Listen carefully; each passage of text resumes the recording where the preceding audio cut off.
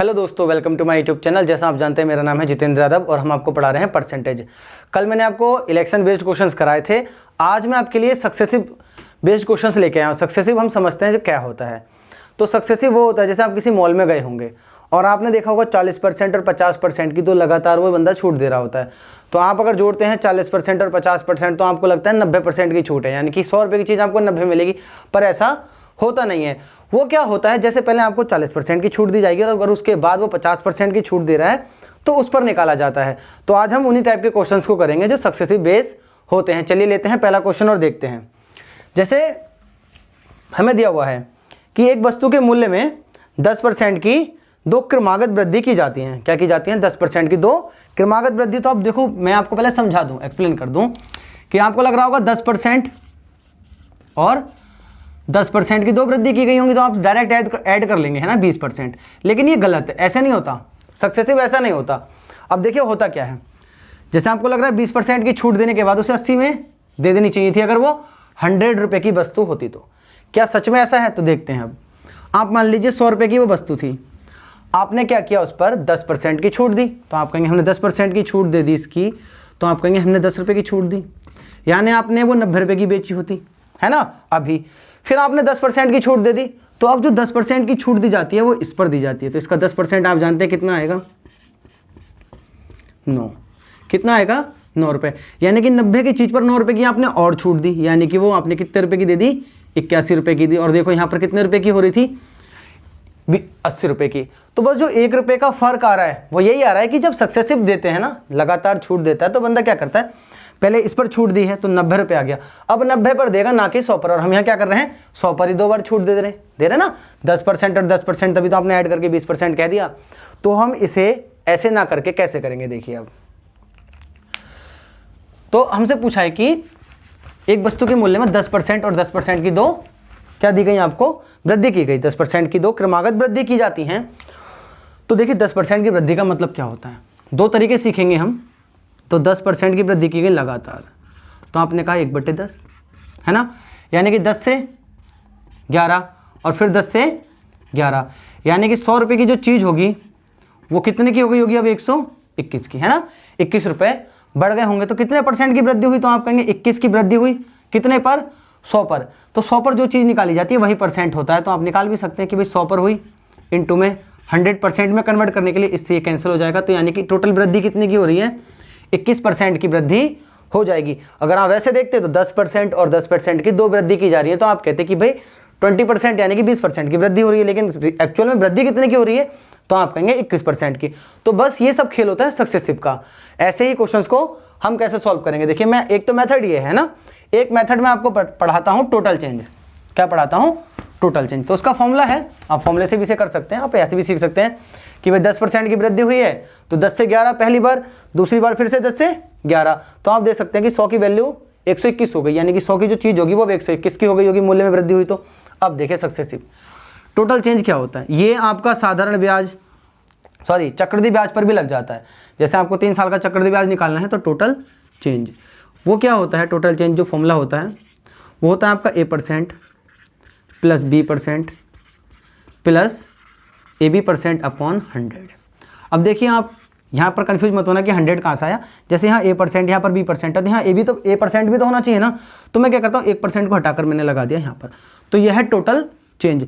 अब बस आपको बात याद रखनी है, जब वृद्धि हो रही है तो हम पॉजिटिव वैल्यू रखते हैं। जैसे यहाँ 10% और 10% की दो वृद्धि हो रही है, तो 10% और 10% की वृद्धि हो रही है, तो हम क्या करते हैं, A की वैल्यू भी 10 है और B की वैल्यू भी 10 है। तो हम जानते हैं कि 10 प्लस 10, देखिए परसेंटेज चल रहा है, लिखने की जरूरत नहीं है। तो 10 गुणा 10 आप डायरेक्ट निकाल सकते हैं, ऐसे 100 करेंगे तो इससे ये कट जाएगा, इस 0 से ये 0। तो 10 और 10 20 और 1 21% की डायरेक्ट ही क्या आ जाएगी, वृद्धि आ जाएगी। तो आप चाहें तो ऐसे करें, चाहें तो ऐसे करें, दोनों मेथड बेस्ट हैं। चलिए एक और ऐसे क्वेश्चन लेते हैं और दोनों मेथड उस पर अप्लाई करते हैं।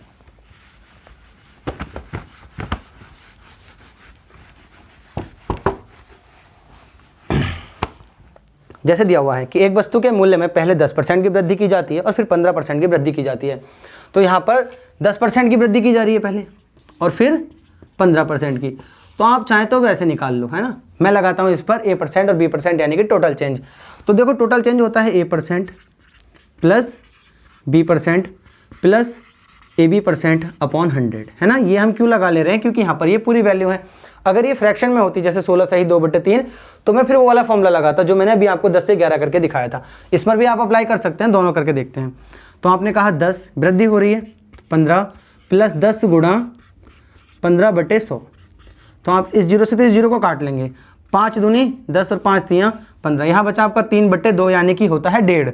तो आप ये बताओ 25 तो ये हो गया, तो आपने कहा 25% तो ये हो गया, प्लस 1.5% ये आ गया, तो आप कितना कह देंगे टोटल वृद्धि 26.5% की हो गई होगी। अब देखिए यहाँ तो हमने एकदम निकाल लिया है ना, यहाँ पर मेरे को क्या करना पड़ता है, इनकी वैल्यू निकली पड़ती। मैं कहता भाई 10% की वैल्यू कितनी होती है, आप कहते भैया होती है 1/10, यानी कि चीज़ पहली बार 10 से 11।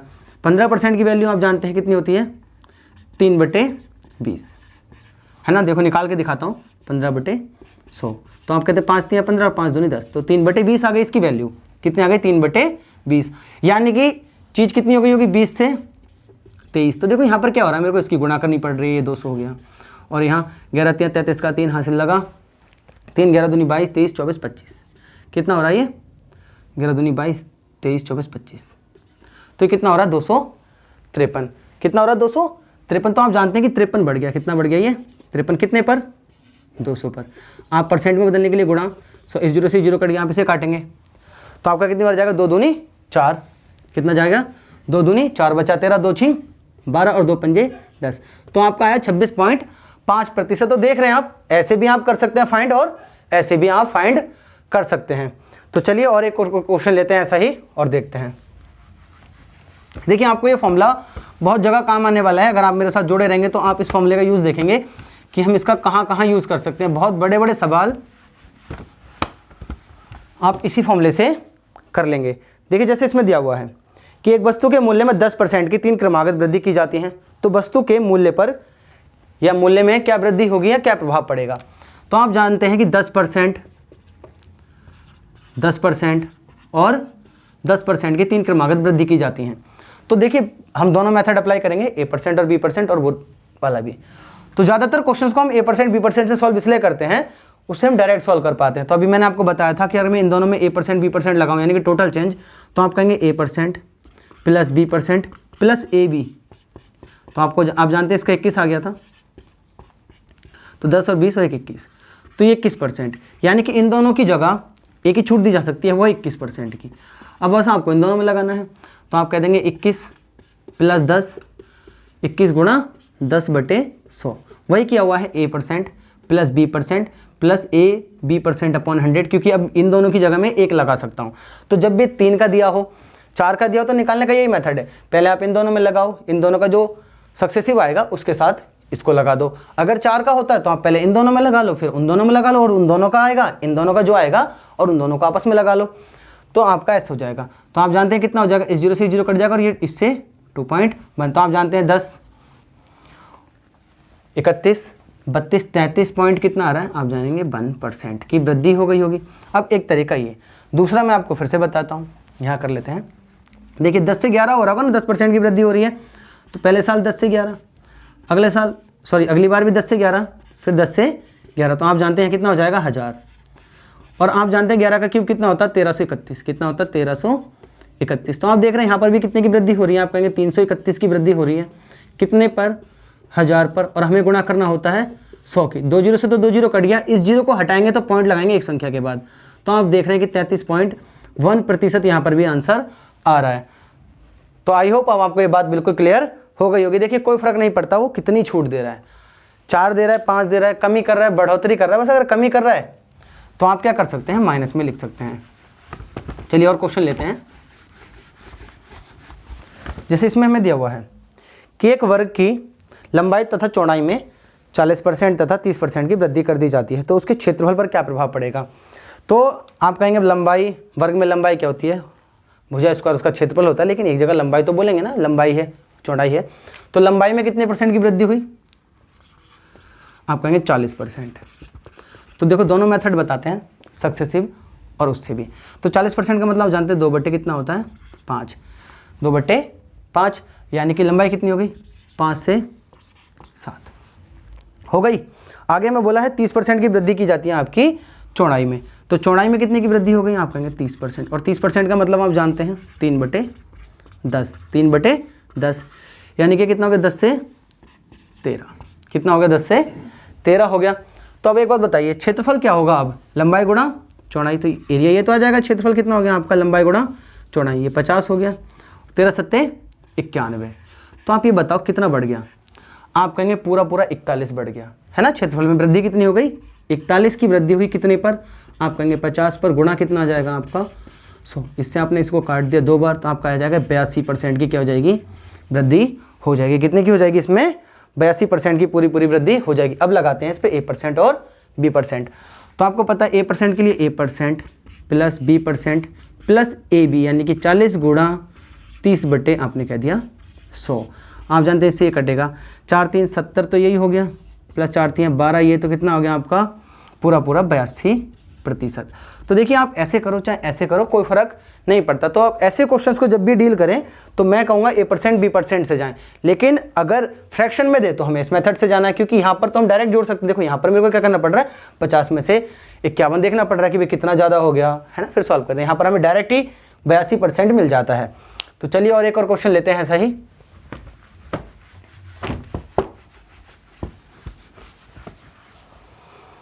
जैसे हमें बोला हुआ है कि एक गोले की त्रिज्या में 20% की वृद्धि कर दी जाए, क्या कर दी जाए, 20% की वृद्धि कर दी जाए। तो आप एक बार बताओ, 20% की वृद्धि कर दी त्रिज्या में, तो रेडियस को कितना बढ़ा दिया, 20%। तो हमसे बोला हुआ है कि उसके आयतन पर क्या प्रभाव पड़ेगा। तो आप एक बार बताओ, आयतन होता क्या गोले का, आप कहेंगे होता है 4/3 पाई r³। तो देखो ये चीज़ तो है कांस्टेंट, ये क्या है पूरा कांस्टेंट, इससे कोई फर्क नहीं पड़ता, क्योंकि ये इधर भी उतना ही होगा तो उधर भी उतना ही होगा, कट जाता है ना, क्या हो जाएगा, कैंसिल हो जाएगा। जैसे भी हमने आयत के क्षेत्रफल में निकाला लंबाई गुणा चौड़ाई, तो आप देख रहे हैं उधर और इधर में कोई फर्क नहीं पड़ेगा इसमें। तो अगर इसकी त्रिज्या कितनी बार आ रही है, 3 बार, तो आप क्या कर लो, 20 और 20 को 3 बार लिख लो और लगा लो A% B%। तो अगर हम इन दोनों में A% B% लगाएं तो आप कहेंगे 20 प्लस 20 गुणा 20/100। तो आप जान रहे होंगे कि यह आएगा 20 दूनी 40 और 4 44%, यानी कि 20% और 20% को अगर सक्सेसिव किया जाए, बढ़ाया जाए, तो 44% लग जाएगा। अब बस इस 44 के साथ ही 20 बचा है और लगाइए इसमें। तो आप फिर से A% B% लगा रहे हैं तो आप कहेंगे 44 प्लस 20 प्लस 44 गुणा 20/100। तो 20 पंजे 100, 5 अट्ठे 40 और फिर से आपका 4 बचेगा, 5 अट्ठे 40। तो आप इनको जोड़िए, यह आ जाएगा आपका 64, ये कितना आ जाएगा आपका 6 और 64 कितना आ जाएगा 64%, और वो कितना आ रहा है आपका 88, यानी कि 8.8। अगर आप इसको जोड़ेंगे तो ये भी प्रतिशत में ही है ना, देखो अगर कहीं परसेंटेज नहीं लगा रहे, हमें ये तो पता ही है ना कि यहाँ पर प्रतिशत लिखा जा रहा है, ये 20% है, मैंने लिखा नहीं है क्योंकि हमें क्विक करना है एग्जाम में। तो आप इसे जोड़ेंगे तो आपका आ जाएगा 72.8% की क्या हो जाएगी, वृद्धि हो जाएगी। अब आप चाहें तो इस क्वेश्चन को कैसे कर सकते हैं, मैं बताता हूँ। 20% का मतलब होता है 1/5, आप 5 से 6 5 से 6 5 से 6 वैसे वाले मेथड से कर लीजिए। तो आप उस मेथड से खुद करके देखना, मैं आप करके दिखा रहा हूँ आपको सिर्फ और सिर्फ टोटल चेंज, यानी कि A% plus B% plus AB% upon 100 से। चलिए और एक क्वेश्चन लेते हैं। देखिए अगर आपको कोई दिक्कत हो तो आप मेरे को कमेंट सेक्शन में ज़रूर बता दिया करें, और मैंने आपको बोला है कि मेरा पर्सनल नंबर भी मैंने आपको दे रखा है व्हाट्सएप का, तो आप मेरे को उस पर भी अपने डाउट्स भेज सकते हैं, मैं आपको ज़रूर रिप्लाई दूंगा।